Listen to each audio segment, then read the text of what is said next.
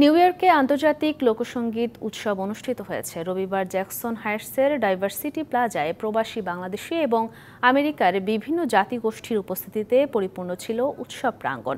Bengali club USA আয়োজিত দ্বিতীয়বারের মতো অনুষ্ঠিত লোকসঙ্গীত উৎসবের সূচনা করা হয় প্রদীপ প্রজ্বলন ও আমেরিকা আর বাংলাদেশের জাতীয় সঙ্গীত পরিবেশনার মাধ্যমে।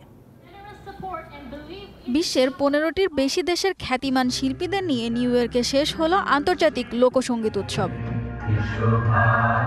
অনুষ্ঠানের সাংস্কৃতিক পর্বের সূচনা হয় বাংলাদেশের লোকসঙ্গীতের প্রখ্যাত শিল্পী রথীন্দ্রনাথ রায়ের আমার দেশ সব মানুষের এই গান দিয়ে।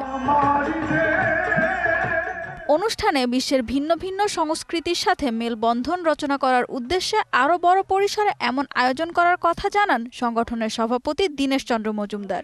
সারা পৃথিবীর মানুষ এই গ্লোবাল ওয়ার্ল্ডে আমরা আমাদের প্রত্যেক দেশের সংস্কৃতিকে আদান প্রদান করব, আমাদের সম্প্রীতি, আমাদের মানবিকতা এবং সহমর্মিতা এর মাধ্যমে বৃদ্ধি পাবে এবং ভবিষ্যতে মানবিক পৃথিবী গঠনে এই আন্তর্জাতিক লোকসঙ্গীত উৎসব ভূমিকা রাখবে। নিউ ইয়র্কের ডাইভার্সিটি প্লাজায় দুপুর থেকে রাত পর্যন্ত চলে এই অনুষ্ঠানে উপস্থিত থেকে শুভেচ্ছা বক্তব্য দেন বাংলাদেশ সরকারের প্রতিনিধি, স্থানীয় ও মূলধারার নেতৃবৃন্দ সহ বিশিষ্টজনেরা। 250-টিরও বেশি ডিজাইন অপশন নিয়ে ওয়ালটন স্মার্ট ফ্রিজ, বোঝে আপনার প্রয়োজন। আজকের এই ধরনের একটা প্রোগ্রামে আমরা থাকতে পেরেছি এবং মাটি ব্যান্ড আমরা সবসময় এই ধরনের কালচারাল প্রোগ্রামে আমরা থাকতে চাই, বিকজ এই ধরনের প্রোগ্রামে আমরা আমাদের নিজের কালচারটাকে আমরা উপস্থাপন করতে পারি।